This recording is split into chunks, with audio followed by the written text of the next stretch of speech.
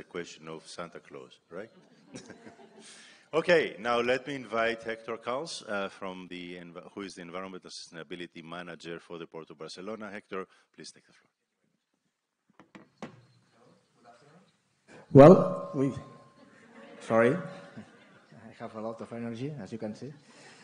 No, I'm going, well, first of all, hope you have enjoyed these conferences, also the city, also the port, also the weather.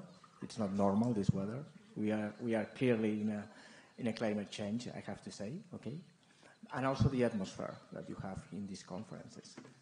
As far as I know, you have been talking about maritime spatial management and planning, okay?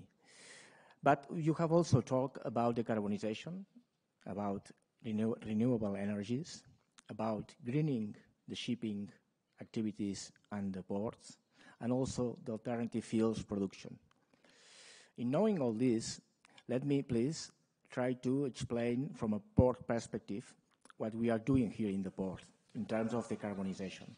Okay? As you must know, decarbonization is one of the most challenging goals that we have and we are facing as a port, but also as a humankind.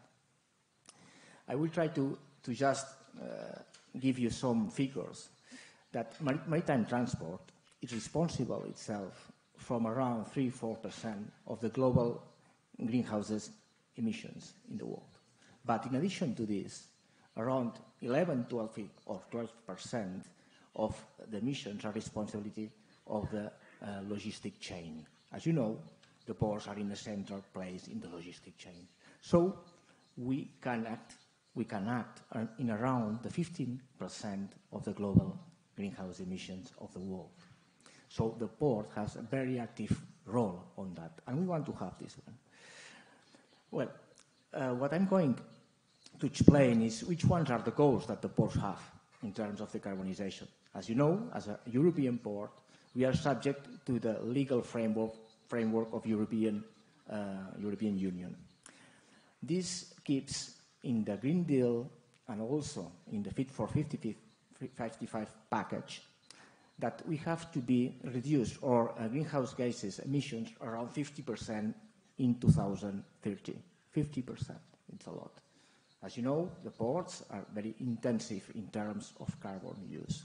So it's a tight calendar, and it's a challenging goal.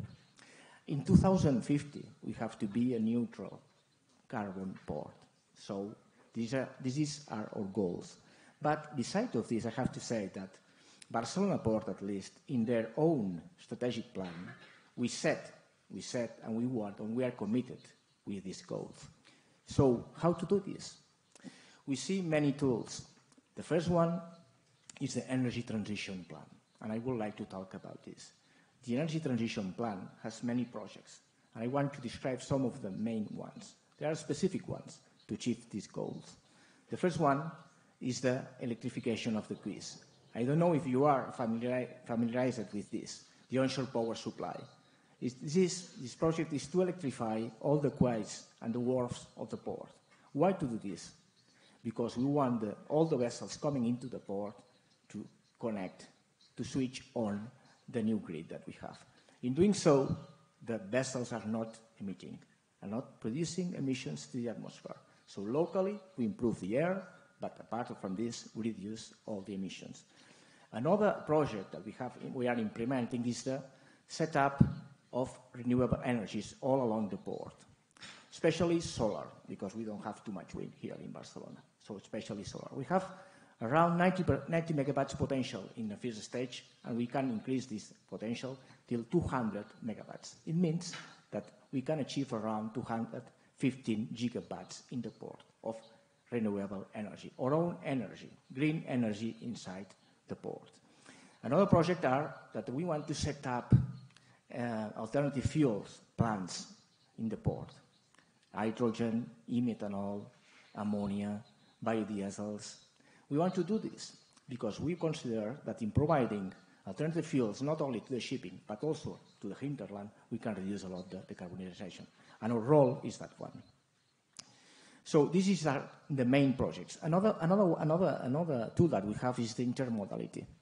Intermittently means that we want to increase the railway share from 15% that is nowadays to the 30%. It means to take away from the European roads hundreds of thousands of trucks and lorries. It's a lot per year. I'm talking about this.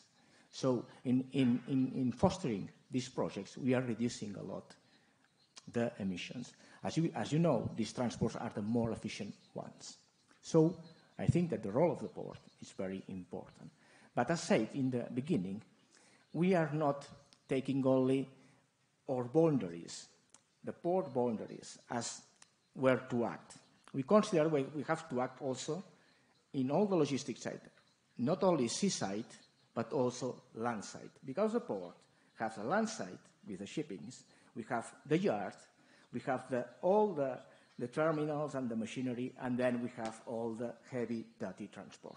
So we want to promote all these projects, not only to decarbonize our activity, but also to decarbonize the logistic chain and the hinterland. So this is our role, this is our vision, and we consider that the ports have a responsibility, but we want this commitment. So this is our role, and we are going to do this. Thank you very much. Thank you so much, Hector. Not only a good host, but also a port that is showing the way, I believe, for many ports in the Mediterranean and other regions. And with this, I would like now to invite Felix Leinmann in his capacity as Head of Unit for the Blue Economy and MSP in the European Commission DG Mare. Felix, please. Thank you again. Spiros, in March 2017, the second International MSP conference took place, jointly organized at the time by IOC, UNESCO, and the European Commission. We have come quite a long way, and we've made quite a few experiences in those past 5 years. When we adopted the roadmap, little did we know of what would be coming along in terms of global crises, pandemics, and what have you. But still, we delivered this roadmap, and I think we can be very proud, you all can be very proud who participated in the delivery. 4 MSP forums and a 5th one just this Monday. I think countless webinars actually, where we managed to put together a global community behind their computer screens, but still getting together and listening to each other, learning from each other over many months. So we kept this community alive through the MSP roadmap and through the MSP Global Project. And all the more so is it great to see all these people now here and or having seen you now in the past few days. So it's really good to be back in a real community. I've heard via Twitter that there is even an MSP cult that has developed, but that's a different story. So we actually had 2 events. We had the 5th International MSP Forum on Monday, and then the 3rd International MSP Conference yesterday and today. And I think it is good to combine these 2 things, 2 events, but also to see the differences. The MSP Forum is really a deep dive for planners to discuss amongst each other, to learn from each other, to really see the experiences in different parts of the world. But this conference shows us really an even bigger picture. Where do we want to go? What have we done over the past years? It's a broader perspective of learning. I'm obviously, like my colleagues, like Juan said in the panel on the blue economy, we are a bit biased from an EU perspective, but we also have this humbling experience to see how it is going in other regions of the world, what big challenges and immense challenges are being tackled in other areas of the world, in other regions, and successfully so.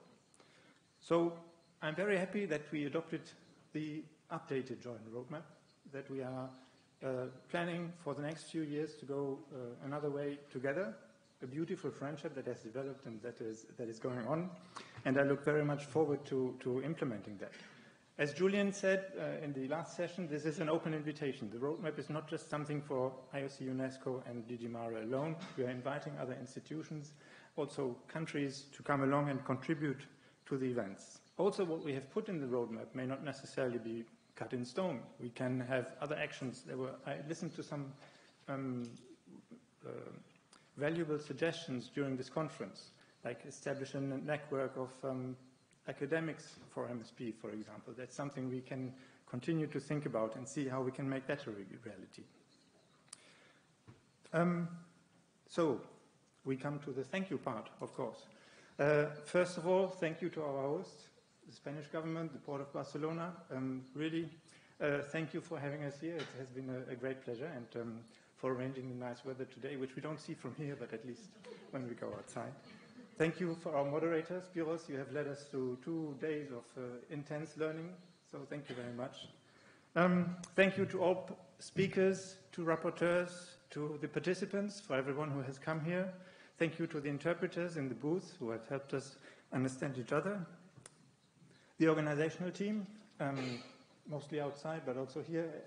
The press, our photographer, and everybody who is here. But of course, most of all, Laura and Michel, you have done a fantastic job. Over many months, you have put this together, so big applause.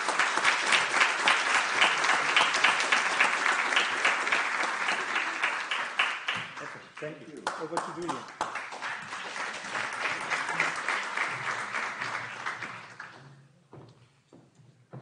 Thank you very much. I'll be very brief because Felix has said pretty much everything I wanted to say. That's the beauty of, we start thinking alike now. We've been working together for so long.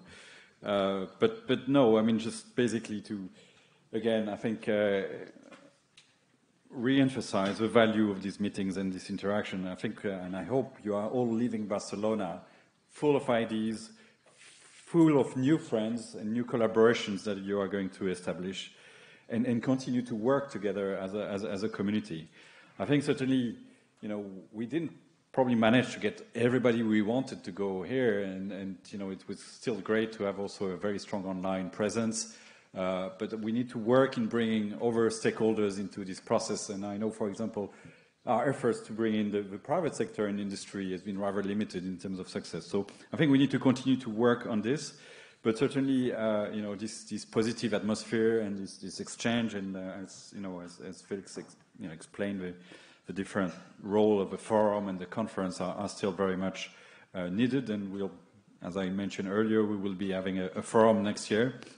From our role, I think, as both being intergovernmental organizations and working at the interface with governance, with governments, and with technical expertise, you can certainly count on us to continue this work. First, advocating with governments for MSP, but also continuing to build that expertise and supporting countries at the national and local level.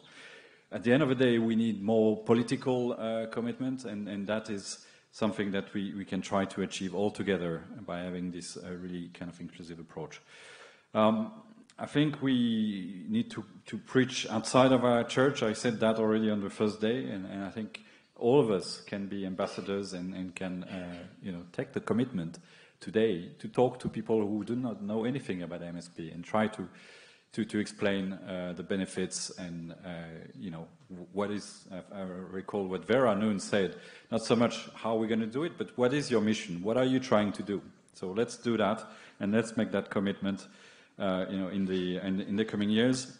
We'll certainly, from the IOC side, also continue to provide, support in tracking the progress, in providing empirical evidence on the environmental, economic, and social benefits of MSP, and leverage the power of science and innovation and knowledge through the Ocean Decade and of Ocean Science for Sustainable Development. So also great thank to all of you, to our audience online, to our colleagues Felix and Juan, who have been putting trust in this partnership. To our local organizers, it's been a very pleasant experience, and we'll be back because we are going to continue our collaboration with the Spanish government on many ocean issues. Thanks also to our supporters. The government of Sweden has also facilitated the participation of many participants from small island developing states and from Africa, from these developing countries. And that is something that we really wanted to have in this process, so that it's truly inclusive and not just a Northern Hemisphere meeting. We've thanked our key people, Michel and Laura, who have been really I would say the engine. It's not a a pretty picture, but it's certainly the reality in terms of driving this process and getting us organized. I think without your intense support, and it's not always been easy, we would not have managed, but we've done it. Thanks to our colleague Isabel Chavez, who has also provided travel support for many of you. And our intern Alejandro. Alejandro, when he first came to IOC, I think he's a naval architect by training. And I looked at his CV and said, okay, naval architects, we're not building ships here. But then I thought, okay, MSP, it's about really getting together the different parts so that we can get that beautiful ship. And that beautiful ship is the value of our ocean and for future generation to be preserved. And I think that's really what we are trying to do here. So with this, thank you very much. See you soon. Safe trip back. And thank you again to also our interpreters, technicians, and so on. And thank you first for serving food. So thank you and see you soon. So can I just ask the four of you to stand up here, and would like to just go for the gratitude part. So I want all of you to give a hand to the four institutions, not just the people that have put together. Please stand up.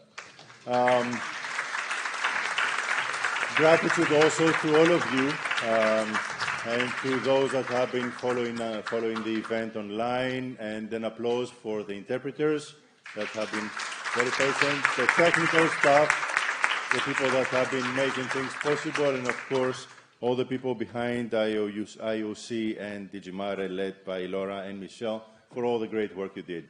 See you again next time. Bye-bye.